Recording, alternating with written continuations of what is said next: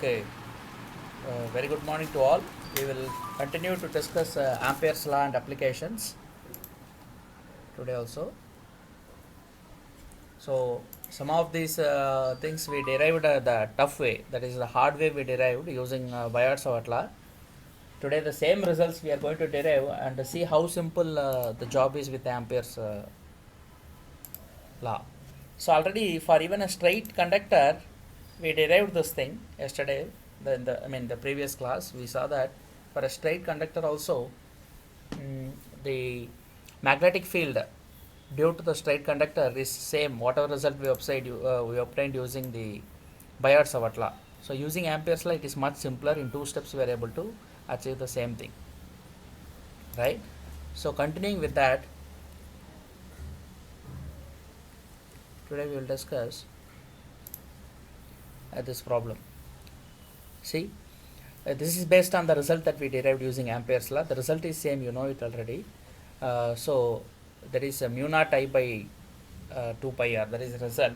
So using that we are going to apply that to this particular problem and try to get the magnetic field due to 2 wires.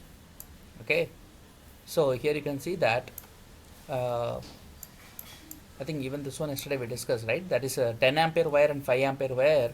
You are enclosing it with a magnetic this thing Amperian loop, what is called Amperian loop of radius 1 meter, and we are trying to get the magnetic field using this. So the equation is Ampere's law, we have to write, that is integration of B dot dl. So this is the circular loop is the Amperian loop here. Please remember, you have 2 wires, you are enclosing both the wires with the Amperian loop. So this loop, you are integrating around this loop. So first what you are taking a small segment of this loop. This is how you have to understand this Ampere law. Small segment you are taking dl.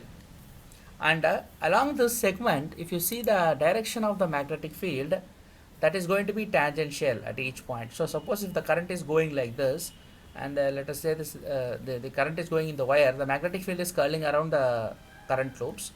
So that B direction is like this, the direction of the magnetic field B. So that is why we are doing this integral B dot dl. Now what is the name of this integral? This is called as a line integral. Line integral. Right, now the line integral is a general mathematical usage, but here it is magnetic field taken dot product with the small element of the wire. It's not actually wire, this is called Amperian loop. Amperian loop, just like Gaussian surface, this is called Amperian loop. So you're taking the dot product with respect to this around the closed loop, so it is a closed integral. This integral is called as a closed integral. Closed integral. So it's a closed integral and it is a line integral, not a surface integral. Compare this with the Gaussian this thing integral. For Gauss law we used what is called E dot ds or dA. E dot dA.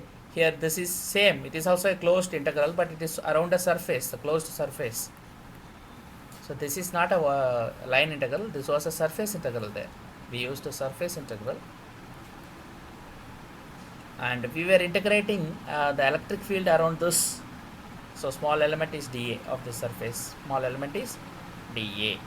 So we took a small area and call that as dA and integrated the electric field over the entire surface to arrive at of course the electric field, because it is Q enclosed on the other side, this is Q enclosed by epsilon naught. Similarly here on the right hand side it is going to be mu naught, another constant, and I enclosed. So wherever you have to apply Ampere's law, you have to write this formula and try to see whether the B can be taken out or not. That is a step. If the magnetic field is constant around your Amperian loop, because this is a loop and every point here the magnetic field is just changing in direction, but value is constant, because from the central point all the points around the circle, they are at the same distance r. So it is constant, that is why you are able to take it out of the integral. So yesterday we did this quickly. That time I told that the P is constant and the I enclosed is the total current, that it should be algebraic sum of the currents. There are 2 wires, okay, but the directions here are 10 ampere and 5 ampere. Suppose in the same problem they give both directions same. Now let us say they ask 7 and 8. 7 ampere and 8 ampere current are going through two wires. Now what is the magnetic field due to these two wires? If they ask like this, that time you have to integrate B dot dl. Let us say they ask at a distance of 5 meter. It's a similar problem, but now the distance is changing to 5 meters. 5 meter at a point 5 meter away from the two wires, what is the magnetic field? Again, what will you do? You will write Ampere's law. B dot dl is equal to mu naught I enclosed. The same formula you have to write first step. Second step, what will do? B is constant again, so B can be taken out, and integral dl around this loop, if you do, what you will get? Small segment is dl. If you integrate over the entire loop, you will get the circumference of that circle. 2 pi r is 5, so 2 pi into 5, 2 pi r is equal to mu naught. Here I enclosed is, what is the value of I enclosed? Both the currents are going in the same direction. Generally in current in one direction is current should be added. So 7 amperes plus 8 amperes. Total is 15 amperes. So effectively what you will get here?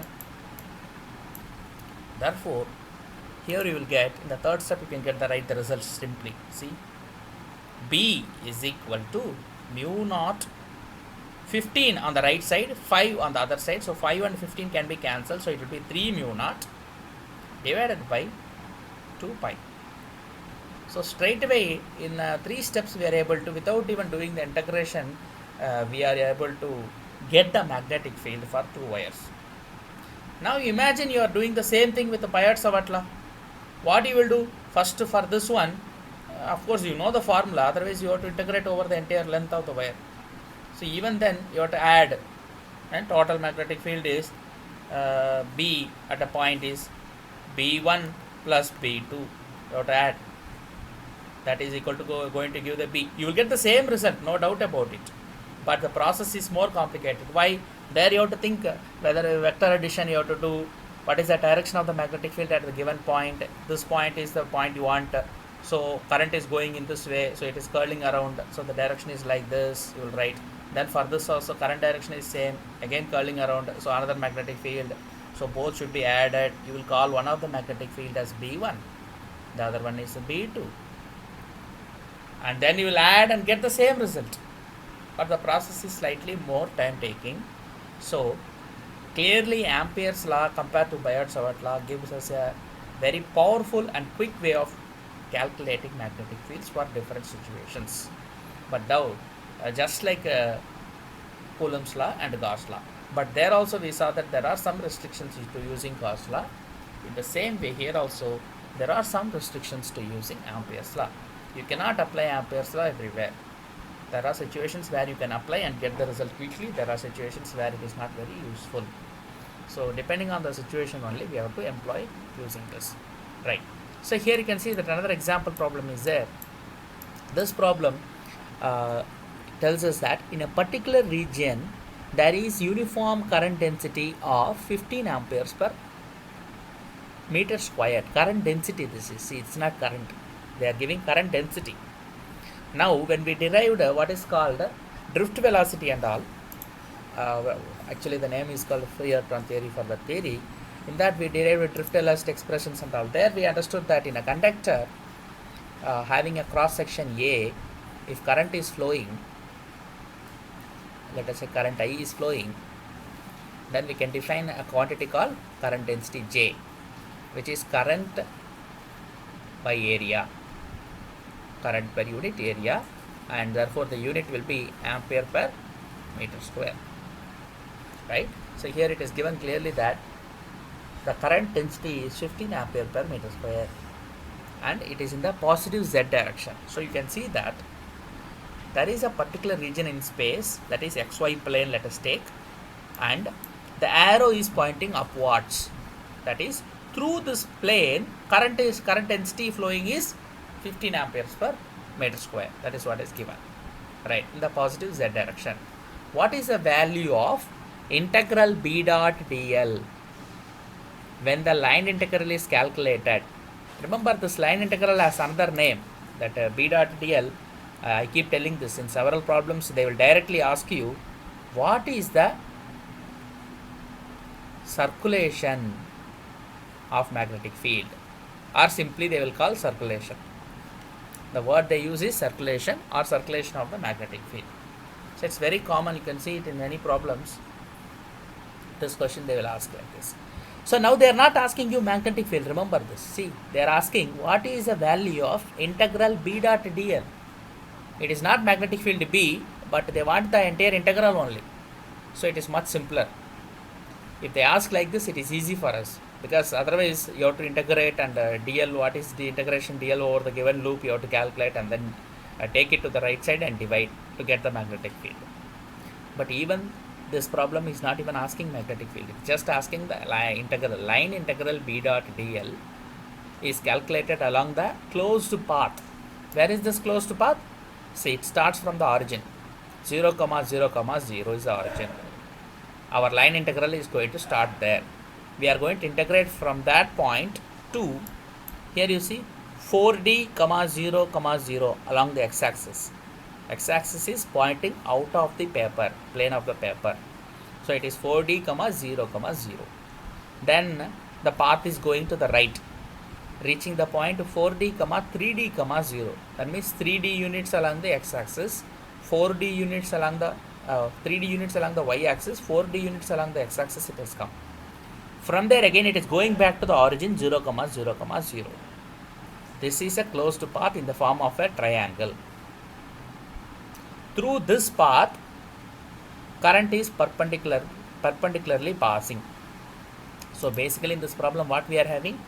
We have a triangular area and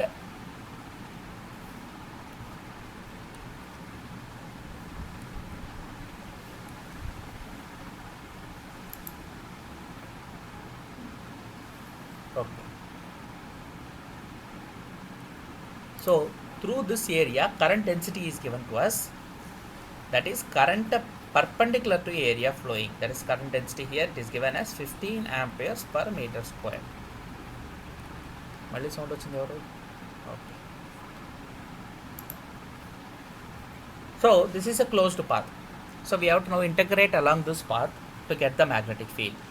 But in the question they are asking what is the integral B dot dl. So all they want is B dot dl. So left side is retained as such, only right side we have to continue to do mu naught I enclosed, we have to calculate. Applying Ampere's law here we will calculate, right? But Nikhil is joining now.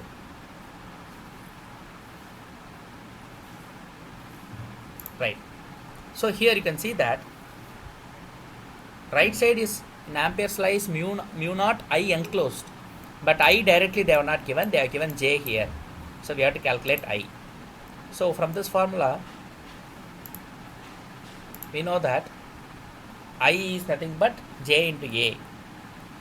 I is nothing but J into A, because J is I by A.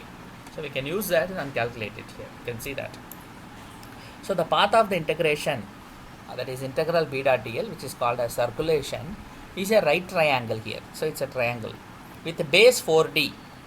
So base is along the y-axis, parallel to y-axis. So that length is 4D, and height of the triangle is along the x-axis, that is from the base to the vertex, that is 3D. Distance is 3D, that distance.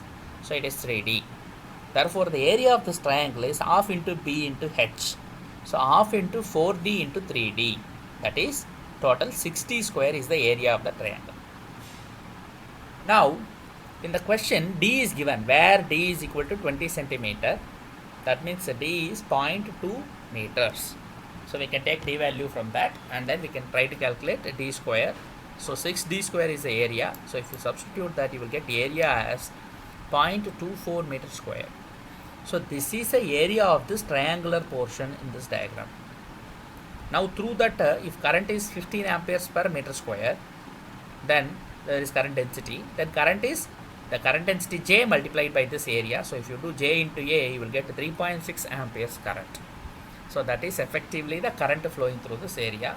Now for this we can find out the integral B dot dl. So integral B dot dl is equal to mu naught I enclosed, and the enclosed current is 3.6 amperes.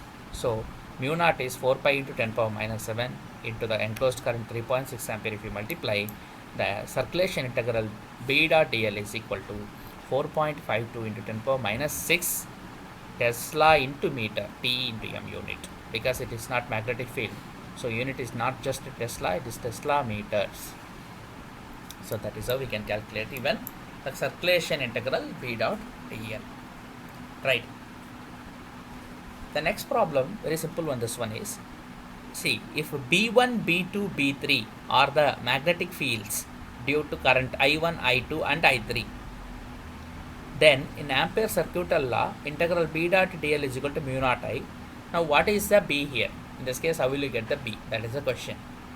Here you see already they are giving an Amperian loop here. This is the Amperian loop. Here the Amperian loop has what shape here? So this is the loop, Amperian loop. And its shape is not a regular shape, it is somewhat irregular shape. So this is the Amperian loop. The shape is not a circular shape, it is irregular shape. So I told you already, irrespective of the shape of the Amperian loop, you can calculate the magnetic field. So you have to just enclose the current wires. Now current wires are enclosed. How many are enclosed here? 2 current wires are enclosed, 1 and 2. That is wire carrying current I1, another wire carrying current I2, they are enclosed by the loop. This loop is covering them. That is what we mean by enclosing. So it is I enclosed is these two. What about the third one? Third one is outside the Amperian loop. So we are not bothered about it. Right. Now algebraic sum of the currents we have to do. Total current we have to get. That is I enclosed is algebraic sum of the two currents here. That is I1 and I2. Therefore I3 cannot be included in our calculations. So according to the Ampere circuital law, integral B dot dl is equal to mu naught I enclosed, which is B into integral dl, which is equal to mu naught into I enclosed is I1 plus I2. Why? Because here both the currents are going into the plane. We are assuming into the plane is positive. So it is up to us to assume whatever we wanted for the given situation. So here we are assuming both to be positive and coming out to be negative. So this is going, current wires are going perpendicular to the plane of the paper into the screen. So in that case, we can take it as positive, and therefore we want only B, magnetic field B. If you integrate it around this closed path, it is an irregular integral, so we don't know what is the value. We cannot write now 2 pi r and all. It is not a regular integral, so without limits and all, we cannot integrate this. Without knowing any functional form of this, we cannot integrate this. Therefore we can keep the integral as such as integral dl, and the remaining things take it to the right side. So the magnetic field B is equal to mu naught divided by integral of this path, that is path integral dl, into currents I1 plus I2. This is how we can calculate the magnetic field for this case. Right. The next problem, you can see that each of the 8 conductors in figure below carries a current of 2 amperes. There are 8 conductors here. See, some are X, some are dot. Dot means they are coming out of the paper or screen. Cross means going into the screen. Therefore totally there are 8. So each of the 8 conductors in the figure below carries a current of 2 amperes into or out of the page. Now the line integrals are as shown. What is the value of the circulation, that is integral B dot dl, for the paths A and B? So left side is A, right side is B. What is the value they are asking? Right. Here you can clearly see that in the first path, that is path A, you can see that 3 currents are enclosed, 1 is outside. So we have to take the 3 that are enclosed only. Even in that 3, 2 are going into the page, 1 is coming out of the page.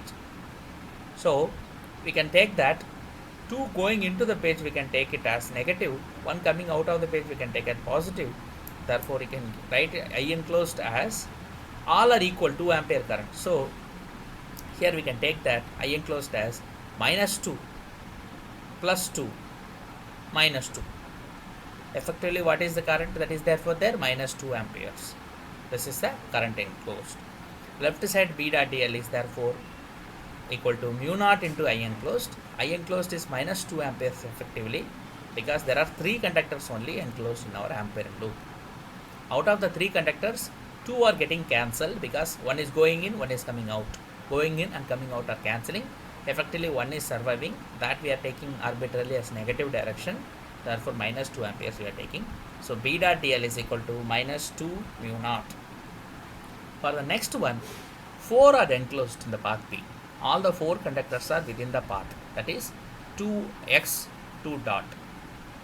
Now, therefore, all will cancel because 2x 2 ampere going in and 2 coming out, minus 2 minus 2. So, effectively B dot dl is equal to 2 minus 2 plus 2 minus 2.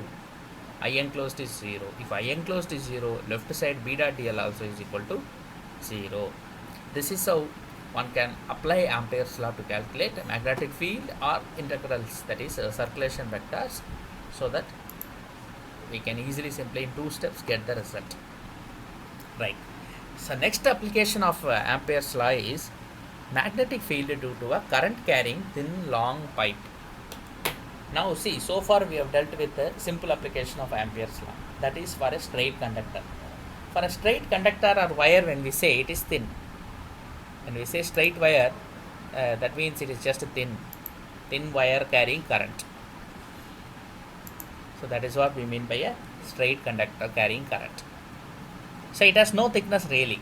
So far we have assumed like that. But now there are cases where the current can be taken in a tube-like structure. So current pipe, this is called as a current pipe. Long current pipe. Now current is passing through this, but inside nothing is there, hollow pipe. But then where is the current going through? Current is going on the surface. Now if current I is going on the surface, then it will also create magnetic field. Now we are going to calculate what is the magnetic field inside the pipe as well as outside. So 2 cases we will have to deal. One is inside, the other one is outside. Outside this pipe, inside the pipe, due to the current that is flowing in the pipe. This is another application of Ampere's law. So magnetic field due to current carrying thin long pipe. Long pipe means you know that it is like infinite pipe. It has no finite length. Now very simple to calculate magnetic field using Ampere's law. You will see. First outside the pipe, let us take. Outside the pipe, this is the pipe, and the pipe has some radius capital R. Let us call the radius of the pipe as capital R. Now to find magnetic field outside the pipe, we have to draw an Amperian loop encircling the pipe. So if this is the pipe, you want to apply Ampere's law to this pipe to calculate the magnetic field due to this. So what you will do, you will draw an Amperian loop encircling this pipe, and you will do integral B dot dl around this path, and then you will get the magnetic field outside, any point outside. So if the radius of the pipe is capital R, your loop, Ampere loop, is having a larger radius, small r. So in the first case for outside, small r is greater than capital R. This is the condition. You are taking a bigger loop. This loop is called Ampere loop.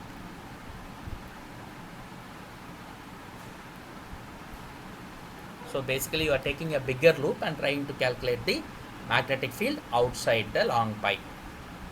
Now the pipe is, we are showing some small segment of the pipe only. So you should imagine that actual pipe is long pipe. It is like say extending to maybe infinity on both sides. So some segment you are taking, and around that segment you are covering it with an Amperian loop, which is imaginary circle you are drawing, because it should be a path, B dot dl. So it's a path. Around this path you will integrate, and you can then get the right side is going to be mu naught current enclosed, mu naught into current enclosed, so that you can compare and get the magnetic field. Left and right side you will compare. So first let us do the left side alone, B dot dl. It is very simple. You are doing a circular path of radius small r, and when you integrate around this path, you get circumference of the circle. So left side magnetic field multiplied by integral dl is equal to magnetic field multiplied by circumference of the circle, which is 2 pi r. Right side is current enclosed. How much current is flowing through? Only one long pipe with current I. So current enclosed is I. Going upwards, it is taken as positive here, so plus I. Therefore, B into 2 pi r is equal to mu naught I. Therefore, the magnetic field alone is mu naught I divided by 2 pi r. Right. If you compare this result is similar to the straight wire. The result that we obtained for straight wire also is same. So, magnetic field due to a straight wire carrying current I is mu naught, B is equal to mu naught I by 2 pi r at a distance r from the wire, at a point P. If you measure magnetic field and if the point P is at a distance r from the wire, then the magnetic field is this. Now here also we are getting the same result. B is equal to mu naught I by 2 pi r. So wherever you measure the magnetic field outside, you can try a bigger ampere loop. You can do a bigger loop, and even bigger loop you can do. Wherever you want to choose, you can choose. Now a magnetic field is going as 1 by r.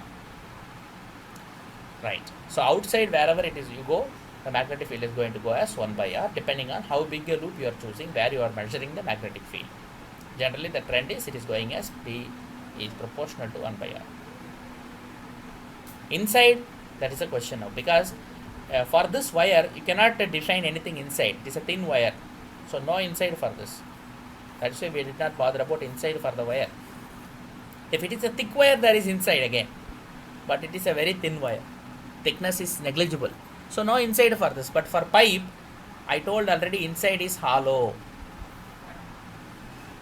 If inside it is hollow, then we have to get the magnetic field inside also now. How to do that, we will see the second step. That is second case. Inside the pipe, we have to draw again an Amperian loop, what is called as an Amperian loop. Here you can see a small circle inside the cylinder. This is the Amperian loop here. Now I have shaded the circle actually, that is to show that that is inside, but that does not mean that it is a surface here. Remember this, it is not a surface, it is just again a line integral only. It is a circle that is drawn around the axis of the cylinder inside to see how much current is enclosed by that region, by that Amperian loop, to get the magnetic field inside. So inside I want a magnetic field, so I am drawing an Amperian loop inside the cylinder or the long pipe. The long pipe is hollow one. Remember this, it is not a solid cylinder, it is a hollow pipe, like a steel pipe through which maybe water is flowing or something, current is flowing through this pipe. But now you can ask, hollow means how, where current will flow? Hollow current will not flow. That's why I told it will flow only on the surface of the pipe. So inside actually no current. Therefore, the magnetic field can be calculated using Ampere law as integral B dot dl is equal to mu naught I enclosed. Left side alone B dot dl, if we calculate, again it will be B into 2 pi r. Now r is small inside. So in this case the pipe has a radius capital R. It is longer, it is larger than the small Amperian loop you are constructing inside with the radius small r. So the second case is small r is less than capital R. Now what is the magnetic field? Left side is going to be B into 2 pi r only again. Right side, what is it? Right side mu naught I enclosed. But in this case, what is the current enclosed by that small inside loop? Here any current is there? No, because current is flowing in this pipe. Inside is hollow. Hollow means no current. I is 0 inside. Only outside I is flowing. So the tube has wall of the tube. So current is flowing through the surface or wall of the tube. Surface of the tube, but not inside. Therefore I enclosed is 0. So your integral is integral B dot dl, which is equal to mu naught into 0. So B into 2 pi r is 0. Therefore B is also equal to 0. So the magnetic field inside a long pipe is 0. This is a result that you can easily remember this, right? So inside it is 0. Outside we got a value that is same as the straight wire. So straight wire, if you remember, for a pipe also you can easily remember, because in question they may ask you straight wire or sometimes they may give you pipe. But one formula only you have to remember, that is mu naught I by 2 pi r. They will ask you at what distance they will ask you.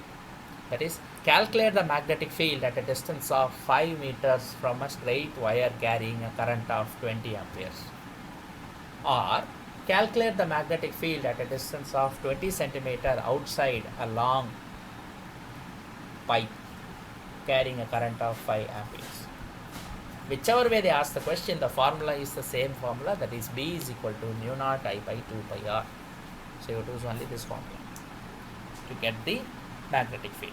Inside, outside. Inside it is 0 here. So for the thin conductor, no inside. For the pipe, inside is 0. So you can plot this magnetic field as a function of the radial distance small r. If you plot it, you get the curve like this. See, what is this? This curve. We have done similar thing for even electric fields also, right? So here you have a radius r for the cylinder. From the center, how magnetic field is changing, that is what you want to plot. So you can plot like this. Or to understand this, you can even draw a larger one. What I am trying to do is here, let us say this is a pipe. Now the radius is the capital R. So you can draw the x-axis here parallel to it. The y-axis is the magnetic field variation you want to plot. Now therefore this is small r. So you can see that inside this is 0. Which one is 0? Magnetic field. So it is going to be inside 0 only. That is 0 means this is 0 of the y-axis. So it is flat. Inside nothing is there till this point. Till which point? Till the surface. Till this point. Then from there suddenly there is a magnetic field. And I already told you B is going as 1 by r, because B is equal to mu naught by 2 pi r. Mu naught I by 2 pi r. So it's going as 1 by r, proportional to 1 by r. So 1 by r curve, you know how it looks, right? It is just like this. So at this point suddenly magnetic field starts showing up. It has a value at this point, and from there again it is decreasing. So the maximum value of magnetic field is just on the surface. Now this question may come, sir, r is equal to what then? R is equal to r. So at this point r is equal to capital R. So when r is equal to capital R for a pipe, they may ask this in the question to test your this thing. The magnetic field is maximum for first choice r greater than r, second choice r less than r, third choice r is equal to r, fourth choice none of the above. Answer is r is equal to r. R is equal to r, magnetic field is going to be maximum, that is P max. So this point on the y-axis can be called as B max, and from there magnetic field decreases slowly. See, now therefore here in this region B is proportional to 1 by r. In this region B is equal to 0 or constant. 0 and constant actually. Inside 0. It's not varying also. Flat line. From the surface it is decreasing. At the surface it has maximum value, peak value, P max. This is how we have to understand and plot the magnetic field of a long pipe. Right. Next we move to the next application of Ampere's law, that is magnetic field due to a current carrying rod. Now this is a current carrying rod. The moment you say rod, you know it is a solid cylinder, a solid cylindrical object. So therefore the cylinder bracket I have written having uniform current density. What is that meaning of the uniform current density? The current per unit area is constant throughout the cylinder. That means you have a cylinder, current is flowing through the entire cylinder. See, it's not hollow, it is a solid cylinder. This is a solid cylinder. That is why I am trying to show it to the shaded portion. So this is a solid cylinder. So when I say current I is flowing through this cylinder, I is flowing through the whole cylinder. It is not on the surface alone. Now current density I can define as, if this area is called A, capital A, again I can define current density as the I by A here. You cannot do this for the pipe. For long pipe you cannot do this. For solid cylinder only you can do J. So J is I by A. Now when they say it is uniform, what is the meaning of that uniform? Every little portion that you are taking here, any portion you take on the surface cross section, J is constant. Current density is constant, same value. For example, 5 ampere per meter square, let us say is the value. At every little portion you take, it is same, 5 ampere per meter square. That is the meaning of uniform current density. That is what they are given in this problem. So it is uniform current density. So now if it is uniform current density, how to calculate the magnetic field due to such a solid cylinder, or which is called as also a current carrying rod. So that is the application now. Now you can see, therefore J is equal to I by A. First, here also two cases possible, outside the rod and inside the rod. Outside the rod is very simple. Outside the rod it is not very complicated, because we have done for straight wire carrying current by enclosing an ampere loop. We have done for a pipe also by enclosing ampere loop. And now we are calling this as a solid cylinder. It's a rod, so it's a solid cylinder. Again we can enclose and get the magnetic field outside. It's easy. So that's what we are going to do it. You can see that, therefore outside the rod is small r is greater than capital R.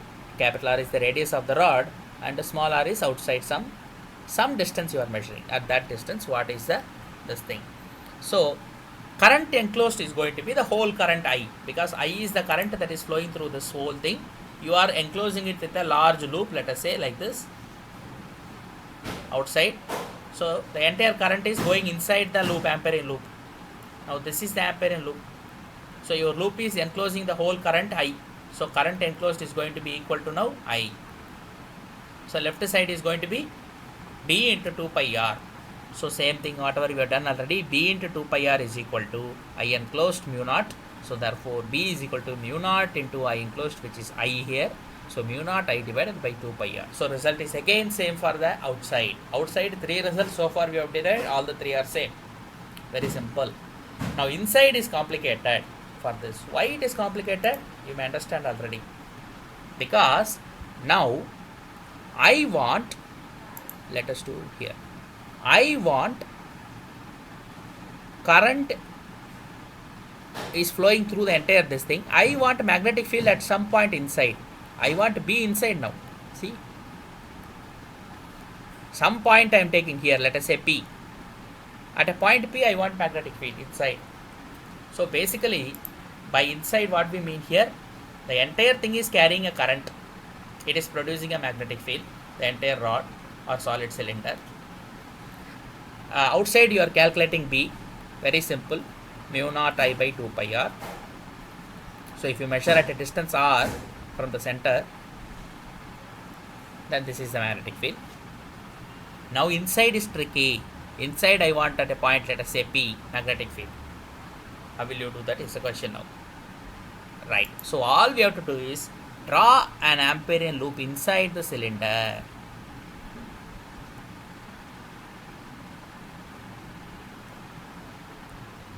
Now entire cylinder is solid. So inside you can draw an Amperian loop and calculate the current only through this portion. Now the entire current is I. Current enclosed is now less than that. Current is now through only this portion you want. Because your Ampere's law gives you integral B dot dl is equal to mu naught I enclosed, and this I enclosed we are talking about now. this region, how much current is enclosed. Now you can take again the radius is smaller, some radius you can take smaller and calculate this B. So using this we have to calculate now. See, R is now less than R, therefore now mu naught is okay, constant. Left side is B into 2 pi R only, because that is B dot dl. Again you are taking a small r, some radius r. This is, I already told, this is r. This portion, this is r. This radius is r. So left side is B into 2 pi r. Okay, what about the right side? Mu naught into I enclosed. But I enclosed is now less than I. It is not the whole current, only a portion you are taking. So what is the I enclosed now? That is going to be proportional to the area. So the current density is what you are doing here, trick. I enclosed is going to be, now if the total current density J, current density is current per unit area. So any portion you are taking, it is J only. So you can take a portion here or even at the center. So J is constant. So J is current per unit area. Now entire area you take, again J is same, current per unit area. Any small portion you take, again current per unit area, but that current will be less than the whole current. So it is a matter of area. So our I enclosed is therefore going to be proportional to the areas. That is, my area is pi r square. This small ampere in cross sectional area is pi r square. The whole is pi capital R square. The whole cylinder has a radius of capital R. The whole radius of the cylinder is capital R. So that area is pi capital R square. So current enclosed is going to be a ratio of the area enclosed by the ampere in loop to the total area times the total current I, because the current in the total solid cylinder is capital I. So this is how the ratios can be done. So your left side you will have B into 2 pi R if you apply Ampere's law. The right side you will have pi and pi will cancel. So your pi and pi will cancel. You will have R squared I divided by capital R squared. Mu naught will be there, constant is there, mu naught into I enclosed. So this is the thing. Again R and R will cancel. So effectively only B is nothing but mu naught by 2 pi. 2 pi is on the left side, it comes to the right side. Mu naught by 2 pi I by I R squared into R. This is the relation, so you have to remember this. This is not very easy to memorize now. You can derive it in 2 steps, but still better to remember this possible, because in problems they will test you on this.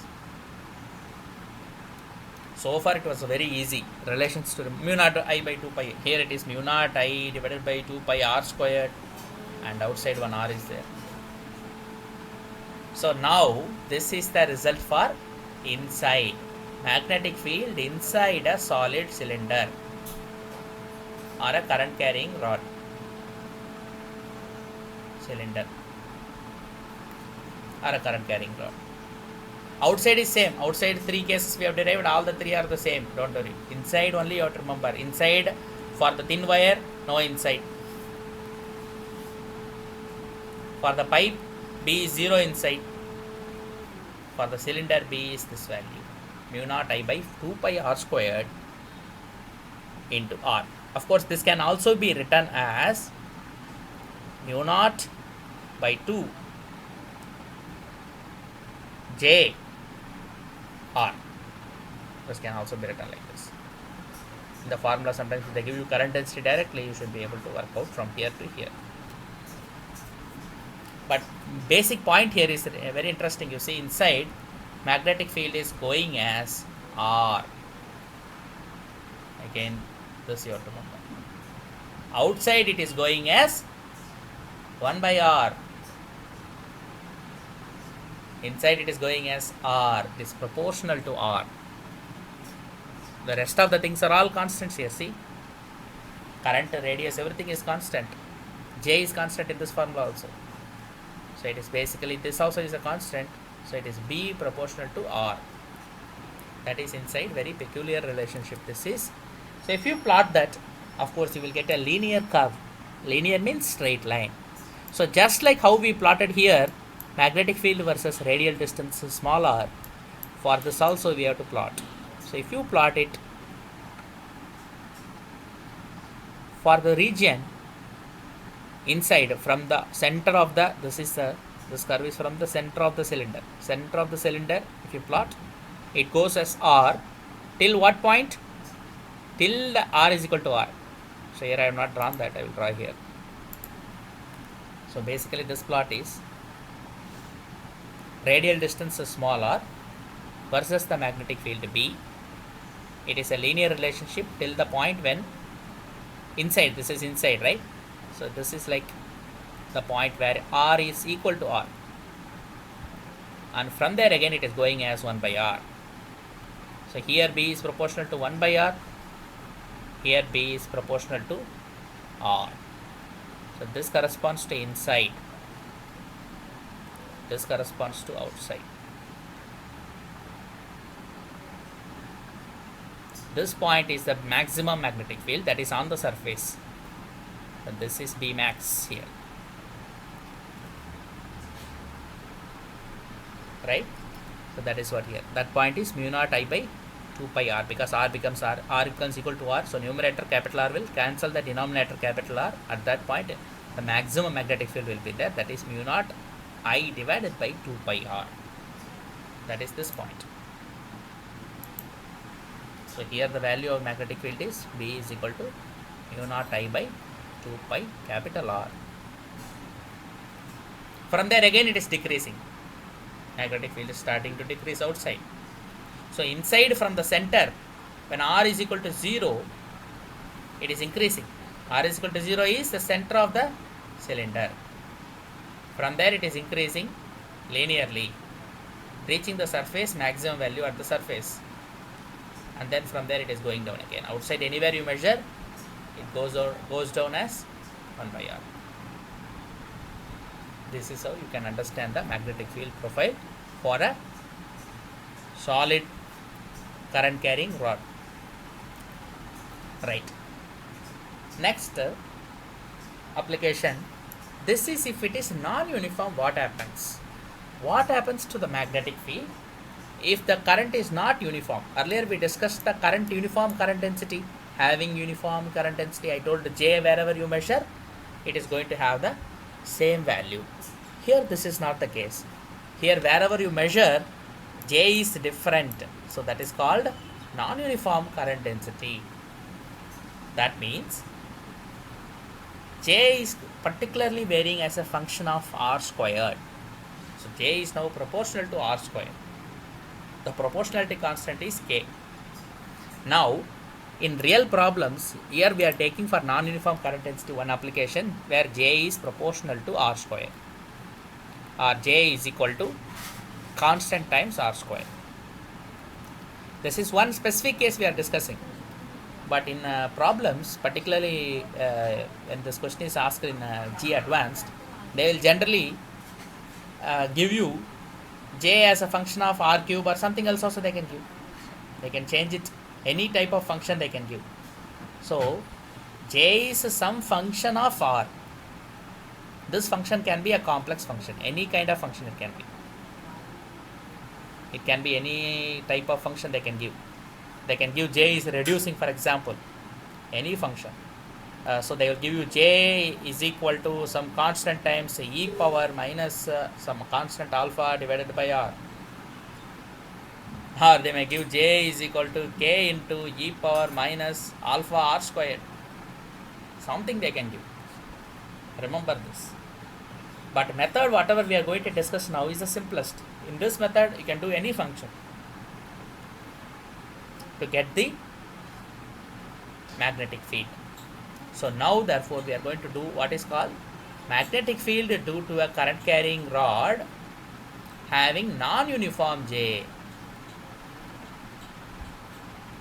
Non-uniform means J is not constant inside, non-uniform J. That means J is not a constant inside. Current that is flowing is different in different regions. That is particularly varying in this particular example as J is proportional to R square. So J is equal to K into R square. For this J, what will be the magnetic field outside you are going to calculate? Outside as well as inside also. So that is the problem now. Therefore here you see, we are taking the cross-sectional area of the rod only. We are not showing the entire cylinder, that's why we are only showing the cross-sectional area of the cylinder, which is a circle. In that circle, the radius is small a. The radius, entire radius of the circle is taken here as small a. Now, we want to calculate what we want to calculate the magnetic field due to this outside at any point outside as well as inside. For that, what we can do? First we have to take a small element. That is, we are taking a circular element of thickness dr and radius small r. On the cross-sectional surface, some small segment or ring we are taking, ring kind of thing. The ring radius is smaller, the ring thickness is dr, and then we can integrate to get the entire area. So to get the total current, we are doing this. So then we can get, because current density is given, current density multiplied by area will give us the current. So that is what we are going to do. Then once you get the current, the right side is taken care of, left side is as usual B dot dl, therefore you can get B. That is the idea here. That is which we are going to proceed. So first, therefore, we can find the magnetic field at a distance small r less than the radius a. Here radius is taken as small a, so we can take r less than a first. Then we can do r greater than a also. Right. Therefore, here we are choosing a circular path centered on the axis of the conductor to apply Ampere's law. So again, Ampere's law as usual, we have to take a circular path. Line integral we have to do. So first what we can do, to find the current, we have to integrate the current. So the current in the small ring is alone is di. That current will be the current density J into the area dA. The area of the segment is dA. That ring is dA. So current density here is not therefore constant. We cannot take it out of the integral. Remember this. Current density is not constant. Therefore we have to integrate it also. So J is given as K into R squared. So the current density is K into R squared. So here we have K into R squared in the bracket multiplied by the small area of this segment. This is like a circle and the radius is R. Circumference is therefore 2 pi r.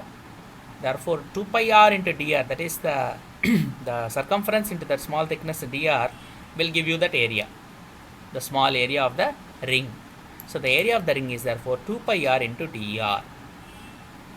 The J is kr square. So together if you do J dot dA, you get the current. So the total current I is therefore equal to integral of this small di current. Right? That is integral of the small current di.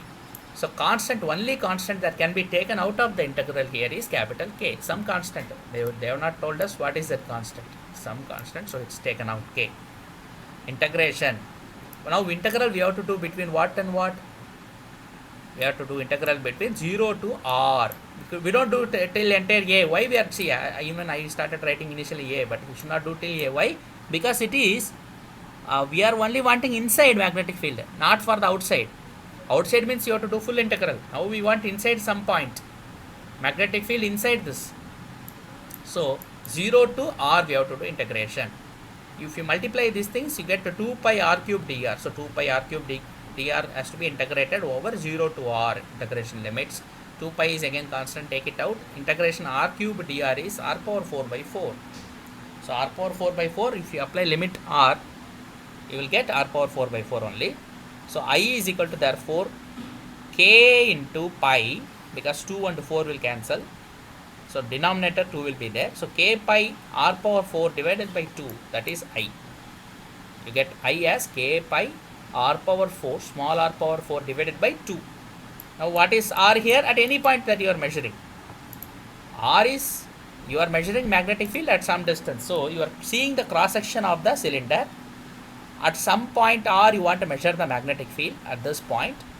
Let us call this point as P. That P is at a distance r from the center. At this point, what you are doing? You are doing the Amperian this thing. By integrating the density there, you are drawing a ring there. And ring thickness is dx or dr. That is at a distance r. So if you integrate this over this thing, the small area has a current di. So you are getting total current, and from there you are getting mu naught I. And then you can get B from that. That is what you are doing now. So here you can clearly see that therefore the current is calculated as k pi r power 4 by 2. So left side it is B into 2 pi r, because 2 pi r is the circumference. So it is going to be, if you integrate around the path, because Amperian loop is only one dimensional. It is like only a ring, right? So that is, for calculation you assumed a ring. For calculation of current only you assumed a ring with some thickness. But your Amperian loop is not any thick, it is just a path, a circular path. So B dot dl is going to be again 2 pi r. So you have B dot P into 2 pi r on the left side. Right side you have k into pi into r power 4 by 2. Of course, where is mu naught? Mu naught is also there. Mu naught should be there, right? Mu naught I enclosed, right? So B into 2 pi r is equal to mu naught into k pi r power 4 divided by 2. Left side one r is there, right side r power 4 will cancel, becomes r cube. Left side pi, right side pi cancels. So B is effectively equal to mu naught into k r cube by 4. So this is the magnetic field at any point inside the solid cylinder carrying non-uniform current. So having non-uniform current density, this is the magnetic field. Now compare this with the previous result for uniform. Uniform result is C, mu naught I divided by 2 pi r square into r. For non-uniform you see, it is completely different. Some constant has come in anyway, and then r cube by 4, right? So this is how you can calculate this, right? Next, for outside you have to do just only one difference, same integral, but here you can do now 0 to a, because the entire radius is going to be integrated, because you are measuring outside only, not inside. So same formula, B dot dl is equal to mu naught I enclosed. Left side is going to be the same. Right side it is going to be I enclosed is going to be, you know, k pi a power 4 by 2, because r power 4 by 4 you got, right? R power 4 by 4 become r power 4 by 2 when you do the 2 pi. Similarly here it is going to be pi k a power 4 by 2. So integral limit is alone here 0 to a instead of 0 to r. Rest of the things is same like the previous case. Therefore you get the magnetic field B, which is equal to mu naught k into a power 4 by 4r, because the left side is 2 pi r. Pi and pi will cancel, 2r will come here and multiply and become 4r. So inside and outside you can see that there is completely difference again. Here in this case, for non-uniform case, B is proportional to r cube inside.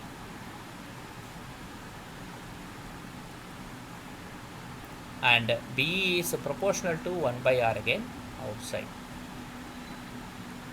So these are the results that you can conclude based on what we have got here. Right. So this is for the non-uniform case. Now the question will come, non-uniform case, what is given here is J is equal to k r square. As I already mentioned, for J is equal to some other function, your results will be different. Remember that. For the non-uniform case, all that you are trying to here do is to learn the technique, how to integrate if it is a non-uniform current, how to get the magnetic field, because based on this many questions can be asked. So far everything is very clear, straightforward, constant. We can directly get it. Only one result is possible. But the moment they say non-uniform current density, many results are possible. So we cannot remember this alone. You don't have to even remember these two formula. Forget about it. Because they can give current density as any function of radial distance r. Then the B will vary accordingly. B also is not therefore going to be a standard value. So these two expressions, if you want, you can remember, but only for this particular type of current density, J is equal to Kr square. If I give J is equal to Kr cube, then it is different. But there is a small logic here why they are given J proportional to R square. So this is very logical. If it is anything else, J proportional to R cube or 1 by R or anything they can give, but it is not very logical. Why? Because current density is current per unit area. So if area increases for a wire, the area is pi r squared because it is a circular area. So if the area increases, current will increase. So generally, therefore, current density should be proportional to R square only. That is why it is the most common simple case. But for mathematical this thing, they want to test you mathematically whether you are able to do integrals and apply it in physics. So they will try to change this integral, this J, into some other function also in the exam. But only the method is important. You have to know how to integrate it and then get the magnetic field applying Ampere's law. Very simple. That is what you are all learning here, right? The next application is again a repeat of what we did with Biot-Savart law. With Biot-Savart law, we calculated magnetic field due to a long solenoid. There we did integration taking a small segment. You remember this? We took a small segment of the solenoid and then tried to measure by applying Biot-Savart law the magnetic field at a point inside, and then we got a value mu naught small n I. That was the final result we obtained for solenoid. Please remember that result, mu naught Ni. Now we have to derive the same result but using Ampere's law. So we are going to derive the same result using Ampere's law. Now it is interesting to focus on what is the real shape of the magnetic field inside the solenoid. Now the magnetic lines I am showing here, they are curling around like this because each wire is carrying a current. Already I had shown in the previous thing when we derived for the solenoid using Biot-Savart law, the current directions I had shown. You can either assume current is flowing from top to bottom in this loop or bottom to top, that is clockwise or anti-clockwise around this curled wire. Current is flowing. The number of turns is n, small n turns per unit length in the solenoid. Now the magnetic field is generally, this is the shape of the magnetic field or profile of the magnetic field for a solenoid. So the solenoid, once you have coil wound around like this, and once you apply current to this coil, magnetic field is produced, and one end of the solenoid behaves like a south pole of the magnet, the other end behaves like a north pole. Remember when I discussed the solenoid, I had mentioned that it is basically an electromagnet. What is an electromagnet? Something that becomes temporarily a magnet when current passes through the coil. When there is no current, it is nothing but just a piece of wire. When you pass current through the coil, when it produces magnetic field, then that material is called as an electromagnet. So solenoid is an example of an electromagnet. Therefore, there are two poles here, south and north. So this is the magnetic profile of the solenoid. Right. Now each wire, if you focus, that means it is cross section of the solenoid. The third diagram is basically a cross section. That is, you are cutting the solenoid cylinder into half. Top you are seeing 4 wires. 4 circles are 4 wires. Bottom another 3 circles you are seeing, they are 3 wires. Now the magnetic field around each wire is like this. So you can see that clearly you are cutting the solenoid, and then this is how the shape is. The profile of the magnetic field inside is. Because each wire is having current, each wire is going to produce a magnetic field around it, curling around. Because when current is going, you can put your thumb and the fingers are curling. So you are getting circle here. Small circle, large circle, like this. Small circle around each wire. So this is the whole thing, the magnetic field of a solenoid. Now what we have to do? We have to calculate the magnetic field inside the solenoid using Ampere's law. So again you can draw a diagram like this. The top row has wires. Each circle is a wire. And there is a dot at the center of each circle. That means the current is coming outside from the plane of the paper. Bottom row is all x, that is circle inside x, that means current is going inside there. So current is flowing in kind of anti-clockwise direction in this particular solenoid. Now how to construct an Amperian loop for this? The Amperian loop for this is, you can see that it is nothing but a rectangle. I have drawn a rectangle here having 4 sides marked as 1, 2, 3, 4. At the center of the rectangle I have written AL, Amperian loop. So I have written AL. Now the length of the Amperian loop is small l. The width of the loop is W. So it is a rectangular Amperian loop. Now, so far all our Amperian loops were circular. See, this is circular so far. But for a solenoid, we cannot construct a circular Amperian loop and calculate the magnetic field. All we have to do is, we have to construct a rectangle. Why rectangle now? Why can't we do the circle here? Because the shape of the solenoid is like that. Because solenoid, as already mentioned, is circular coil wound tightly on a cylindrical core. The basic shape is like that. So to understand the magnetic profile, I have drawn the pictures here. You can see, if you cut the solenoid into half along the axis, then the inside magnetic profile is like that. Therefore, ideally you should have a rectangular Amperian loop, and then you can now apply Ampere's law to easily calculate the magnetic field. So that is what you are doing here. Therefore, Rakesh is why now he is coming so late. Right. So here you can see that B dot dl is equal to mu naught I enclosed, same Ampere's law. Now there are 4 segments here. See, 1 Amperian loop, but there are 4 parts. Why? 1, 2, 3, 4 are the 4 sides of the rectangle. So for each side you can apply B dot dl is equal to mu naught I enclosed. So B dot dl, if you apply for each side, top side is 1. For 1, the B dot dl is going to be 0. Why it is 0, I will tell. Now for 2 and 4, straight away you can understand why it is 0. For 2 and 4 path, they are perpendicular to the direction of the magnetic field. That is, B direction and dl direction, they are perpendicular. If B and dl are perpendicular, then B dot dl is BDL cos theta, where theta is 90 degrees. So BDL into 0, that is 0. So straight away here 2 and 4 I have written 0. But for 1, why it is 0?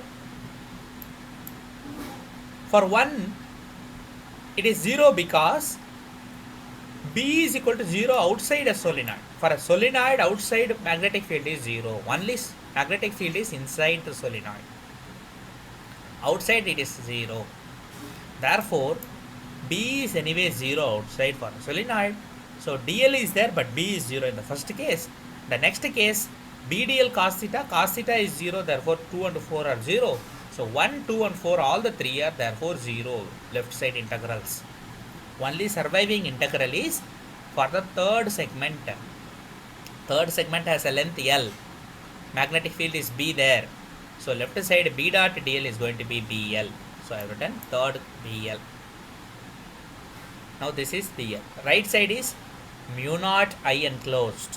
What is I enclosed here? That is the current enclosed by this length of the wire, that is L. And the loop is full. Loop is full anyway. So the loop is enclosing. How many turns we have to see? Because there are n turns per unit length in the solenoid, n small n turns. Therefore, the I enclosed in this case is n turns per unit length multiply by the length L, because the segment length is L here. That is the number of turns effectively that are there in this length L, NL. So n into small l is the number of turns in that L length, and current is, total current is I. So current enclosed by this loop alone is therefore NIL, nil. You can remember easily, NIL, nil. So this is the current enclosed by that Amperian loop. within the solenoid where you want to measure the magnetic field. So right side therefore mu enclosed is mu naught I enclosed is mu naught into NIL. Left side B dot DL is BL. So equating the left side and the right side, that is left side B into L, right side mu naught NI into L. L and L can be cancelled. Therefore effectively you are getting again B is equal to mu naught Ni. So here you can see that clearly for the Biot-Savart law, if you compare this with whatever derivation we did there, same result we got there also, but there we had to do integration and all. Remember that how complex it was. We did integration and everything. We took a small segment here, and then we did angles theta 1, theta 2. Then there were cosecant square theta, cosecant cube theta in the denominator. Then cosecant square, cosecant cube we cancelled. We got sine theta integral. Then we did cos theta, integration of that is cos theta. So final result we got the same again there also. But here it is because of the power of the Ampere's law. Ampere's law is so powerful tool to measure magnetic field that in simple 2 steps we are able to get the same result, that is B is equal to mu naught N into I. That is the power of an application of Ampere's law. So same problem we have done in both ways now. Now you can take the derivation using Biot-Savart law and compare that with this one, which is there is no derivation here. It is just a simple application of the formula. Ampere's formula we are applying. We are able to get the same result in 2 steps. So that we can understand that Ampere's law helps makes our jobs very easy, right? So today before closing, I will try to just do this one, that is a toroid. This is a very simple one again, don't worry. What is a toroid? I told it is a donut. The other day I was mentioning about this actually, right? It is one case where again we can apply Ampere's law. It is like a donut. Donut means like our vada, right? Center there is a hole and then it has a circular shape. That is donut. Now you can see that the coil is winding around that this thing. So you can imagine that if you cut anywhere here and open it, if you cut anywhere in the middle and open it, you are again getting a solenoid shape. So you are getting the same solenoid shape again.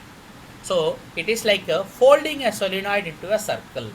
That is the toroid. So toroid can be considered as a solenoid that is with end attached. 2 ends are attached here of a solenoid. If you attach the 2 ends, you are getting a toroid. So a toroid is nothing but it is a donut shaped electromagnet. So it is another type of electromagnet just like the solenoid. It has several applications. You can use it as a simple coil. Wherever coil applications are required, it can be used. You can use it as a filter. And many circuits, electronic circuits, this is very commonly used. If you open any circuits, any motherboard or anything you have, you can open it, any amplifier or any such circuit inside, you can find this very commonly. This is a toroid. Toroid, you can see that a small core is there. Around the core it is wound, coil is wound. That is a toroid. So it's very commonly found in many circuits. So it can be therefore considered as a solenoid with ends bent and connected. Ends of the solenoid, if you connect, you can get the toroid. Now we want a magnetic field inside the toroid tube. Toroid has a tube and coil is wound around the tube, right? In that circular tube inside, what is the magnetic field at a distance small r from the center? So here this small r is the distance from the center of the toroid to the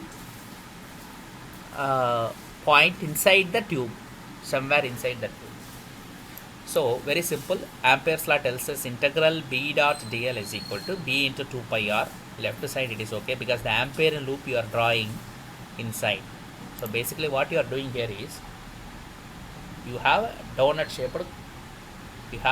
shaped core. This is called core actually. Okay, so this is core. This entire thing is a core. It is a donut shaped. Donut spelling generally they write like this or donut. Simply you can write it as donut. It's a donut shaped core. Around this coil is wound like this. So this is a toroid coil, right? Now you want a magnetic field at any point inside here, like say this. Let us call this point as P. I want a magnetic field. So what I will do, I will draw an Amperian loop at that point. A circular loop I can draw now. So I am basically drawing an Amperian loop there. What is the radius of the loop now? From the center it is small r. Small r. Now I have to therefore calculate the magnetic field B at the point P due to the current passing in this coil. So that is the idea. So left side is going to be B into integral dl. It is a circular path, so 2 pi r you are going to get for the integral, that is circumference of the circle. So B into 2 pi r on the left side. Right side, what it is, I already told, it is like a solenoid. So the current enclosed, mu naught into current enclosed I enclosed is equal to mu naught into N into I. N is the number of turns in the toroid. All the turns are included because here you can see that your Amperian loop AL is enclosing all the turns, number of turns N, total number of turns in the toroid. All the turns are in the loop, complete loop. You are not taking any portion here. In the solenoid, your Ampere loop was a rectangle and you are taking a portion only, small portion. Number of turns in that portion only you have taken. That is why you have taken N into L there, N into L. Here it is not the case. It is all the turns. Number of turns are capital N here. Therefore, mu naught into Ni right side. Total current is, current in each wire is I. So mu naught Ni is the total current enclosed times mu naught. So left side and right side you can equate. B dot dl is equal to mu naught into N into I.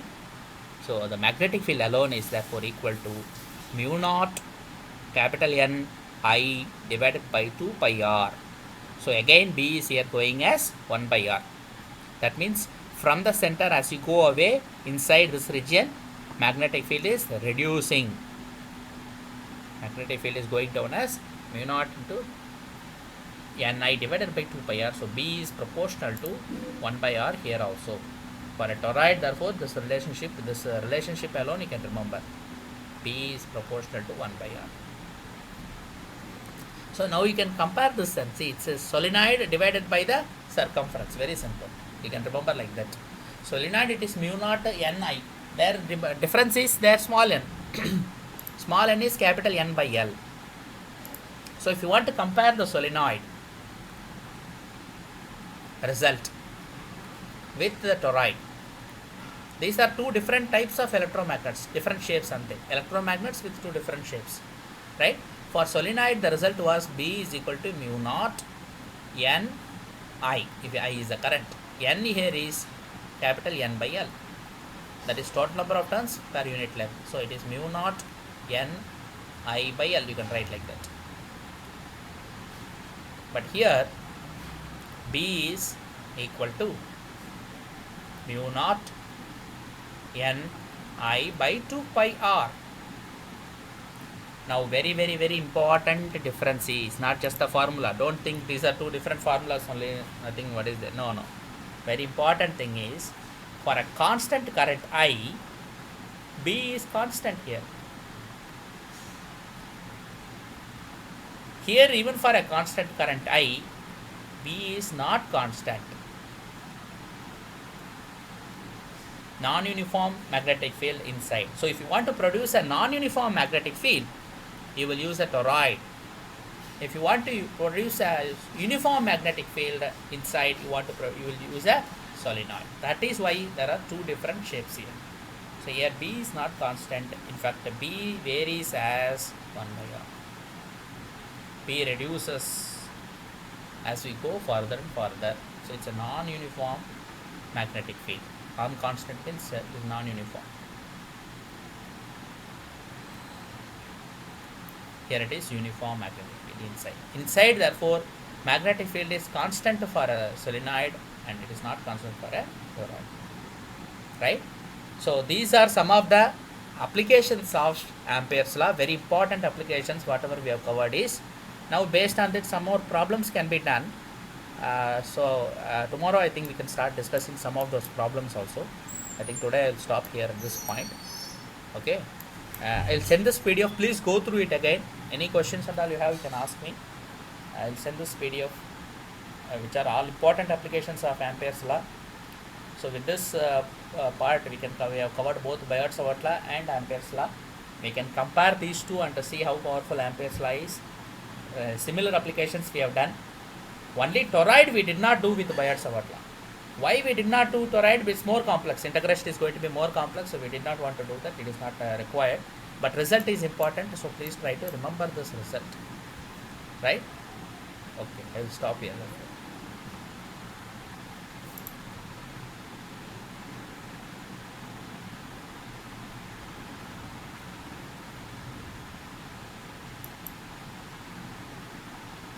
Okay.